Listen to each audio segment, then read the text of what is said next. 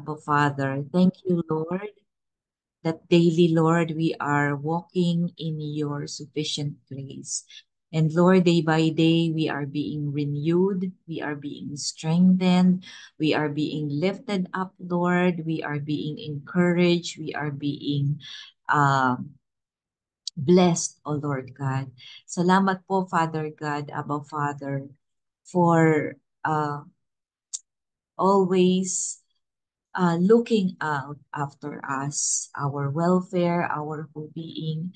And we thank you, Lord, for giving us every opportunity, Lord, to be with you. Every minute, every second, Lord, just to be with you, Lord, is already a blessing, Lord, that strengthens our spirit. So, Lord, today as we come again before your presence, Lord God, not only to lift up our prayers, Lord, but to also dwell in your presence and to listen to your voice, to listen to your word for us. Lord, thank you so much, Lord God, for every life, Lord, that you have given us, for every one of your children, Lord, who are present here this day, Lord God. We commit this time to you, Lord God, and we ask, Lord, that you take full control of this time, take full control of our hearts, our mind, our whole being, Lord God, and allow us, Lord, to soak in your presence and to listen and understand your message to us. Anoint us, dear Holy Spirit, uh, our minds, Lord, and our hearts, so that we may be able to grasp uh, fully, Lord, your word for us today. Anoint my lips, O Lord God, and use me, Lord, as your mouthpiece. Panginoon, inaalay po namin sa iyo, Lord, ang sandaling ito. At nawa po, Panginoon, sa pagkakataong ito ay tunay na maranasan ka naming muli at ang aming espiritu ay ma-empower, Lord God, sa mga salitang iyong bibitiwan sa aming kalagitnaan. We seek your forgiveness, Lord, and cleansing sa amin pong mga puso, sa amin pong mga kasalanan at mga kahinaan. Salamat po, Lord God, because of your grace, because of your forgiveness that is always ready, Panginoon, upang kami ay tanggapin. Salamat po. Lahat po ng pagpupuri, Panginoon, ay aming iniaalay sa iyo. Sa pangalan ni Jesus. Amen. Amen. So, good day again sa ating lahat. Ayan, nadagdagan na tayo, no? Maraming pong salamat sa Panginoon for faithfully sustaining us, Lord, sa ating buhay, no? I-share ko lang po yung ating screen.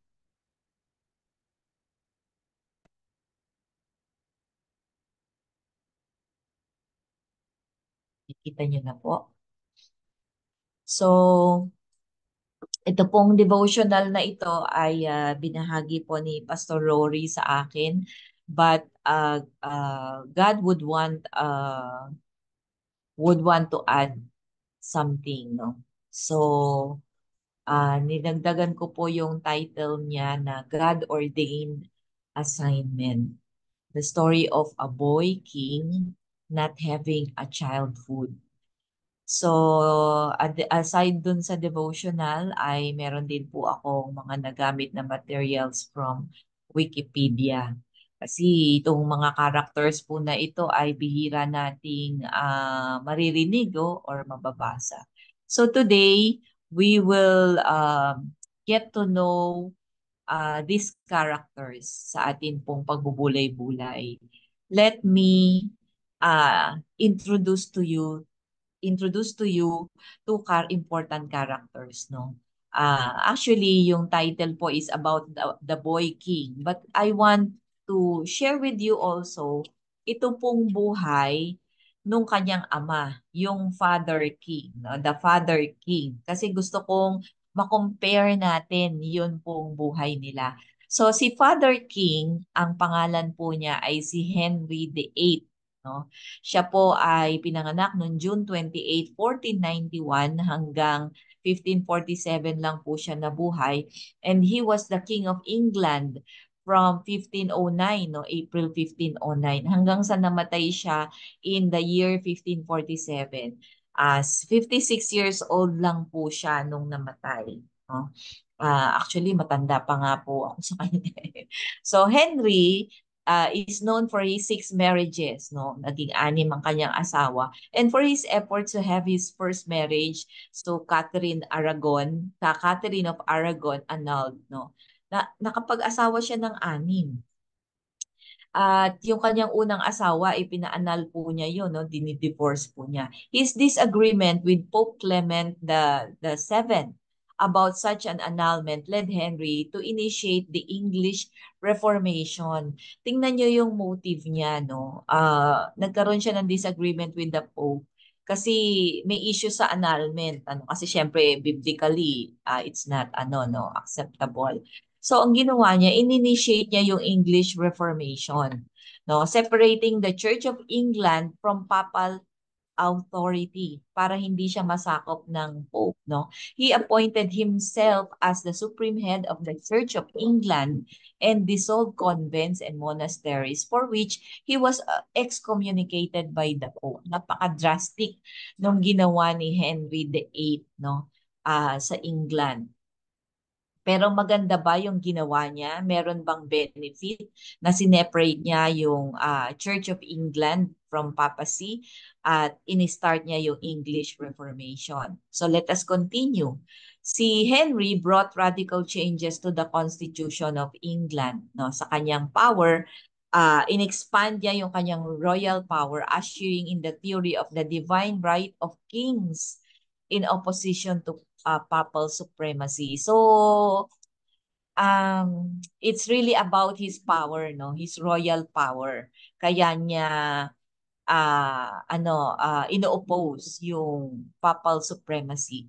Henry was an extravagant spender, using proceeds from the dissolution of the monasteries and acts of the Reformation Parliament. He converted money that was formerly paid to Rome into royal revenue. Despite the money from these sources, he was often on the verge of financial ruin due to personal extravagance and costly and largely unproductive wars. So, mahilig siyang gera. Ano pa, Henry's contemporaries, yung mga kasabayan niya, considered him as an attractive, educated, and accomplished king. No, sa paningin ng iba, okay ito si King Henry. He was very accomplished. No?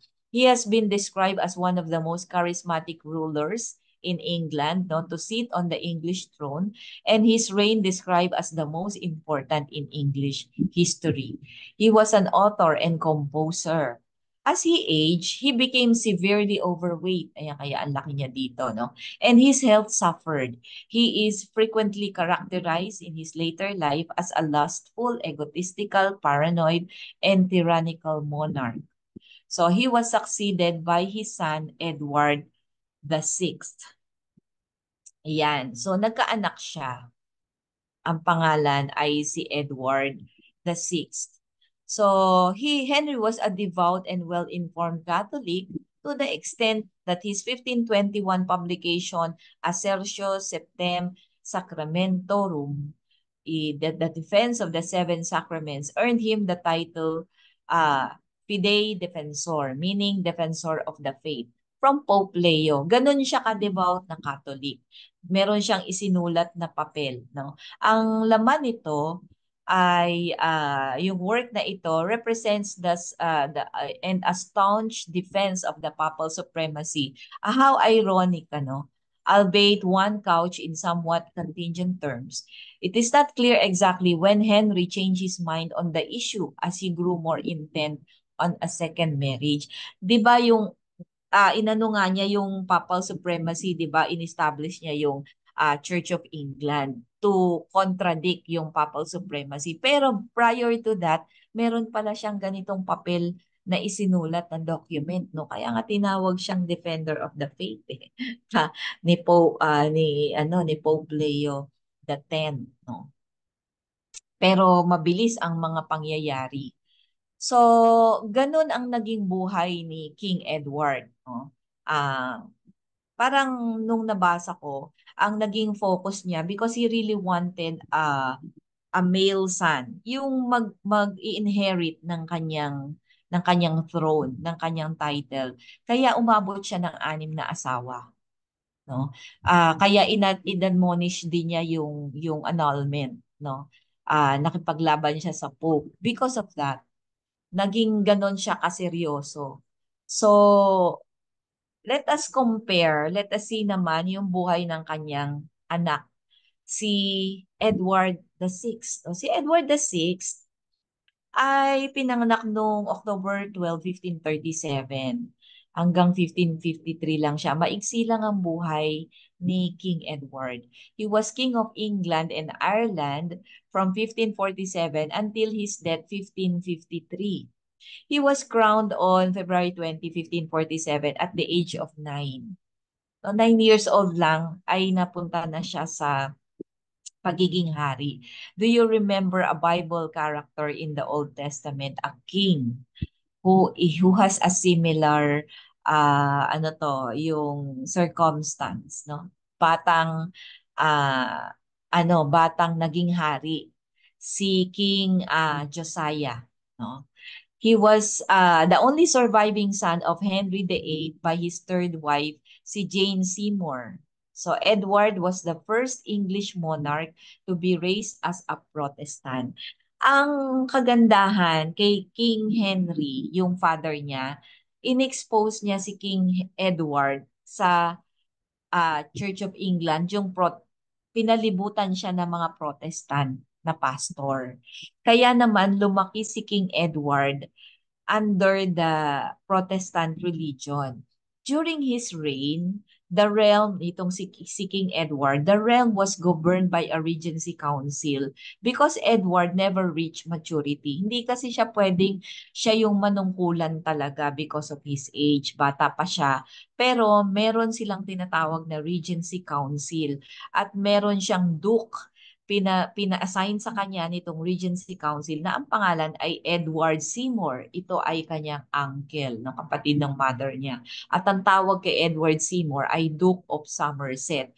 Pero natanggal din sa pagiging Duke itong si Seymour at pinalitan siya ni John Dudley na Duke of Northumberland naman. So makikita natin, bagamat hari siya, wala talaga siyang direct hand sa rulership of England and Ireland. So Edward's reign was marked by many economic problems. Kawawa naman tong batang ito, no? Puro problema ang kanyang pamumuno, no? There was social unrest in 1549, may mga riot, may mga rebellion. There was also the expensive war with Scotland. At first, successful sila, but they ended up with military withdrawal from Scotland and Boulogne-sur-Mer in exchange for peace. So, hindi din sila nagtagumpay.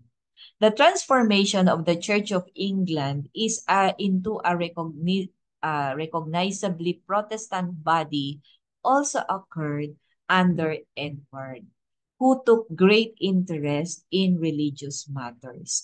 So, ito yung isang maganda na nangyari sa reign ni King Edward, yung transformation ng Church of England and eventually naging transformation na din ng England, no?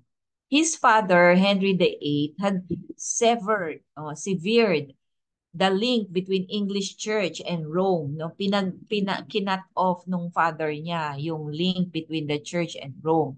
But continued naman siya, he continued to uphold most Catholic doctrine and ceremony. So may mga ginawa talaga si Henry VIII na contradicting doon sa kanyang establish ng Church of England, no. Naging Catholic pa rin naman ang doctrine na finalo niya. So it was during Edward's reign that Protestantism was established for the first time in England with reforms that included the abolition of clerical celibacy and the Mass and the imposition of compulsory English in church services. So nag-thrive yung Protestantism doon sa term ni Edward, no, kasama yung kanyang uncle si Duke, ah ano to, si anong pangalan, no, ayun, si yung kanyang uncle na si anong pangalan, no, Edward din, no, pareho pala silang Edward. So ano pa nangyari? The resulting improvement in the religious climate caused the Protestants who had fled England under Henry VIII to come streaming back, bringing with them the doctrines of Luther, Calvin, Zwingli, and the Anabaptists. A new day had dawned in England. So, pagamat marami daw problem dun sa reign niya, nagkaroon naman ng nag-thrive ang Protestantism sa England. In fact, bumalik yung mga yung mga umalis na sa England nung time nung kanyang father. So, unfortunately, at a very young age, Edward then contracted tuberculosis in addition to his syphilis. Wala pang time noon. Wala pang gamot noon sa tuberculosis. Finally, on July 6, 1553, at the age of just 15 lang siya, Edward was dying. Napaka-unfortunate. But let us see, 3 hours before his death, thinking that he was alone in the room, nagpray siya. Pray si Edward. Sabi niya, Lord God, deliver me out of this miserable and wretched life, and take me among thy chosen. Howbeit not my will, but thy will be done. Lord, I commit my spirit to thee. O Lord, thou knowest how happy it were for me to be with thee. Yet, for thy chosen sake, send me life and health, that I may truly serve thee. O my Lord God, bless thy people and save thine inheritance. O Lord God, save thy chosen people of England. O Lord my God, defend this realm from papistry and maintain thy true religion, that I and my people may praise thy holy name for thy Son's Jesus Christ's sake. So yan po yung prayer ni King Edward bago siya namatay. In on the verge of his death, pinagpray niya yung mamamayan na sana bigyan pa siya ng ah, extension sa buhay niya. But sabi niya, thy will be done, ano? And then he prayed for his people, that i-protect yung people niya, people of England, from papistry, na ma-maintain yung true religion. He believed, no, with all his heart, na yung Protestantism, yung relationship niya with God is the true religion, the truth, no? Ang sabi niya, lahat ito gawin mo para sa kapakanan ng iyong anak na si Hesus Kristo. Nakakaano po yung kanyang panalangin. Imagine po ninyo, 15 years old lang si King Edward at lumaki siya sa isang environment na napalibutan siya ng mga mananampalataya. That's why nagkaroon din siya ng ganong faith, no? Very strong faith to God. Kaya nga ah, nagkaroon ng turnaround yung Church of England dun sa time niya. Nagbago, no, mula dun sa ginawa ng tatay niya, iniba niya yung direksyon at yung landas ng Church of England. So, ang reflection natin today, sabi po dito sa ating devotion, for the Protestants of England, the reign of Edward VI was the high point of the 16th century. Yun yung napakahalagang turning point sa Church of England. yung reign ni King Edward because talagang inuphold niya yung church. At maging tayo ay naging beneficiary doon, 'di ba? Kasi as we all know, si John Wesley came from England, and it was during this time, no, around this time na talagang lumabas din sila sa doctrine of the Catholic Church at inuphold nila yung Bible. So, ang sabi dito, God may not have called you to earthly royalty. Hindi naman tayo katulad, paring hindi tayo katulad ni King Edward. Wala tayong royal blood, no? But where in your world do you think God wants you to make a difference? So yan yung tanong sa atin ngayong umaga na to. Nilagay tayo ni God dito sa kinalalagyan natin, no? Where we belong, where we are right now, where we live, yung family natin, where we are member in a church. No?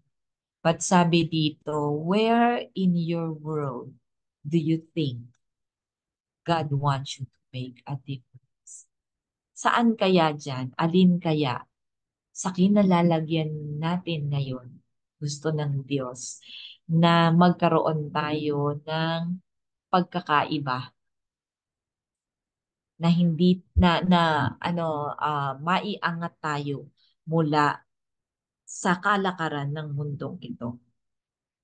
Si King Edward, nakita natin yung buhay niya. Kahit wala siyang direct hand, you know, because of his age, wala siyang direct hand sa administration, but he was blessed with his uncle Edward Seymour, and he was blessed with his faith. Kung kaya na lang ganun yung naging mga hakbangin nila during nung time niya. At uh, hindi ko na lang nilagay dito, but nung namatay siya, gumawa siya ng isang document kung sino yung papalit sa kanya, yung isa sa mga kapatid niyang babae.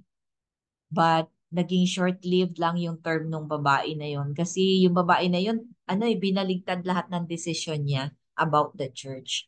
So, pinalitan ulit yon, talagang hindi niloob ng Panginoon. At napalitan yon ng another pa na babae, si Elizabeth ang pangalan. At ibinalik ni Elizabeth yung lahat ng panukala ni King Edward. I really believe, no, nung binasa ko to, that God really orchestrated yung buhay ni King Edward in order for the Protestant Church to be established. Diba? Don't you agree with me? And God used King Henry VIII para i-birth, ipanganak itong si Edward VI. So that the Church of God will be established in England. So napapaisip tayo, no? Napaka ah ano to, yung perfect ng plan ng Panginoon. How he orchestrated yung buhay ni King Edward. And I also believe in my heart na ganun din tayo, ino-orchestrate din ng Panginoon ang buhay natin. Maaring tayo ngayon ay lumalakad na doon sa orchestration niya. Paari naman ding hindi pa. Maari din naman na partial-partial, no? Parang hindi pa buo. But today, we know, and uh, has God teaches us today na siya yung may control ng lahat sa buhay natin. And us being here where we are, there is a purpose for God. So, ang scripture, sabi dito sa 1 Corinthians 10:31, whatever you do, you must do all for the glory of God. So, this is what we have seen sa buhay ni King Edward. Batang-bata siya, pero dinedicate niya na yung buhay niya sa Panginoon. At makikita natin how how he knew God and how close siya sa Panginoon kasi matatapos na lang yung buhay niya, nag-pray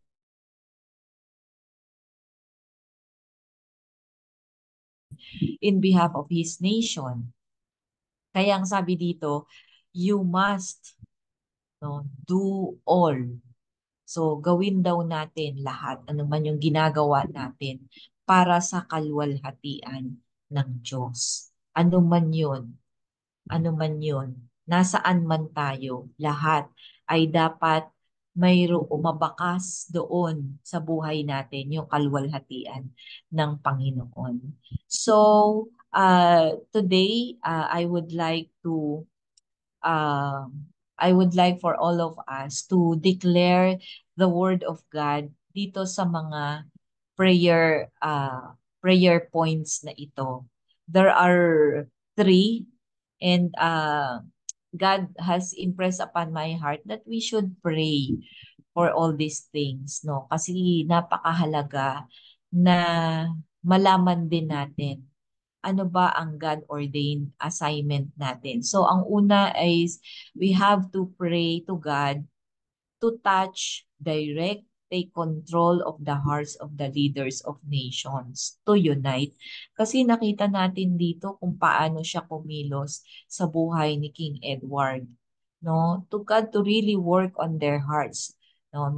So that they will love one another, seek the peace of God, to abandon war, pride, and selfish ambitions.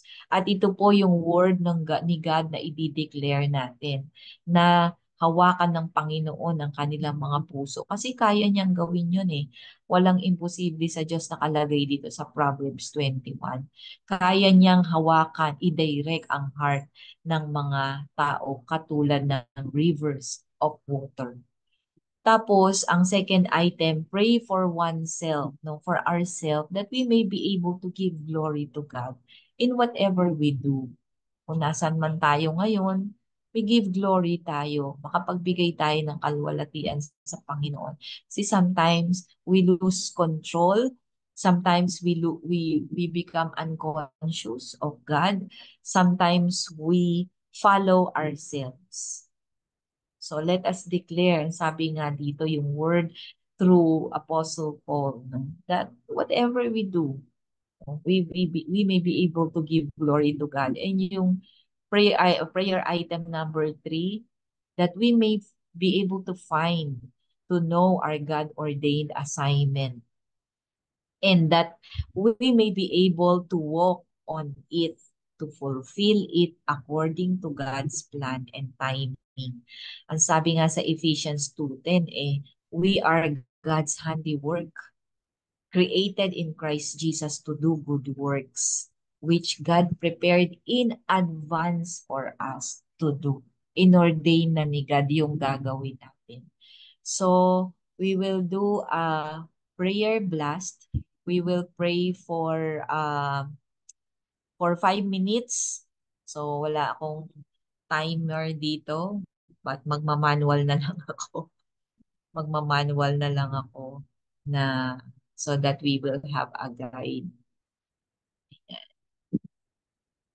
I will set it to 5 minutes. So let us all unmute and pray and declare the word para sa mga items na to. May I invite everyone to unmute. Let us all pray together. Hallelujah. Thank you, Jesus. Hallelujah, hallelujah. Hallelujah, Father God. Hallelujah.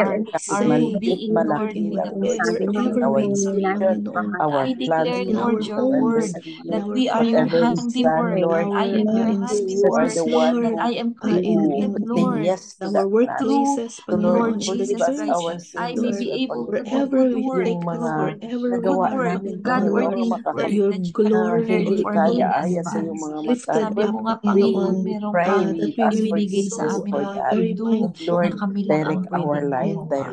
So and Lord, sensitive, oh God, Lord, thank you, sa Lord, mga work ng Holy for Spirit, Lord, saving that we us. Thank you, declare, Lord, Panginoon, for every time, Holy putting Spirit. our So life whatever into we your do, hand, Lord, that we Panginoon. We must do entrust all for the glory everything of to your God. mighty hand, to your First almighty hand. Corinthians 10:31. Bless us, Lord God, and help us to do help us lahat lang, also to Panginoon, find, na oh God, no our ikalululuhalhati ordained mo, Panginoon. assignments, Help us, that we Lord, to may be able walk to on it, find, fulfill it, Lord, and to according to your discern and to will, oh know God, your according will, to your Lord, perfect sa plan aming and mga according to your buhay. perfect time. Salamat We po, Lord declare God. we are Seal God's our handiwork. prayer, We Lord, are with your created in precious Christ Jesus plans, to do your good precious works Holy Spirit, your God precious prepared in blood. advance for Thank you us so to do. much, Lord Patience, God. children. We Yes, ask for Lord, your we are your anointing, people. your We are blessing, your your handiwork. covering, Lord, sa We are buhay namin. your Thank you, Lord God.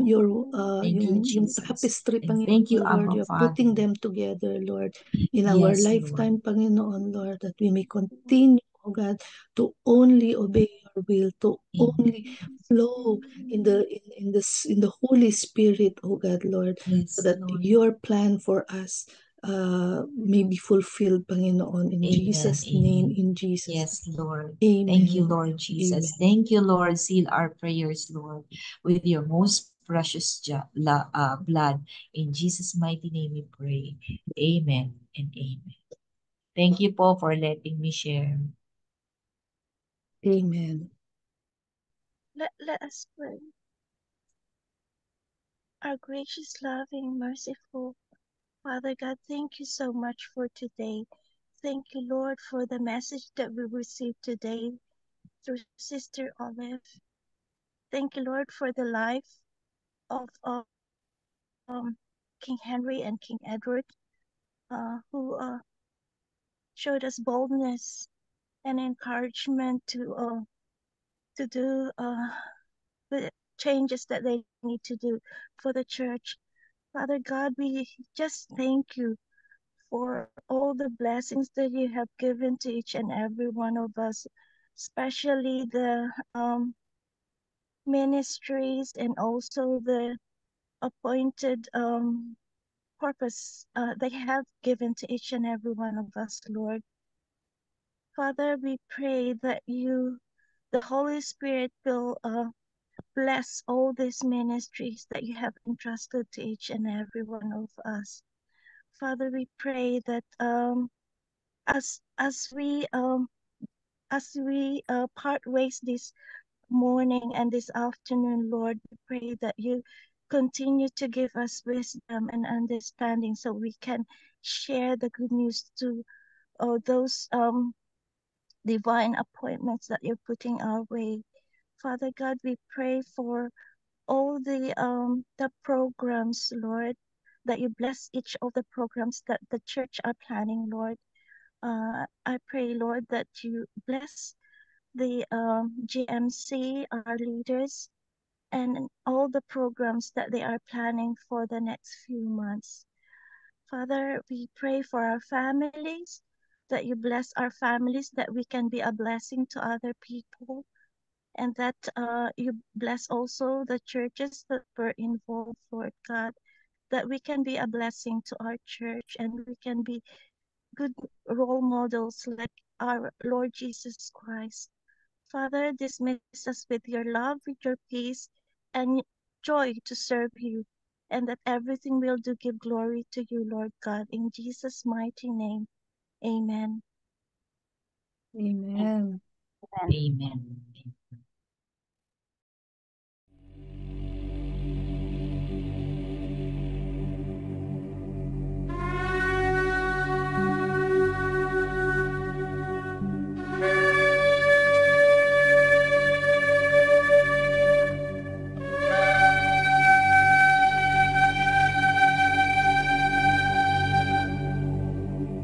יברכך אדוני וישמרך. יאר אדוני פניו אליך ויחונקה. יישא אדוני פניו אליך וישם לך שלום. The Lord bless you and keep you. The Lord make his face shine upon you and be gracious to you. The Lord lift up his countenance upon you and give you peace.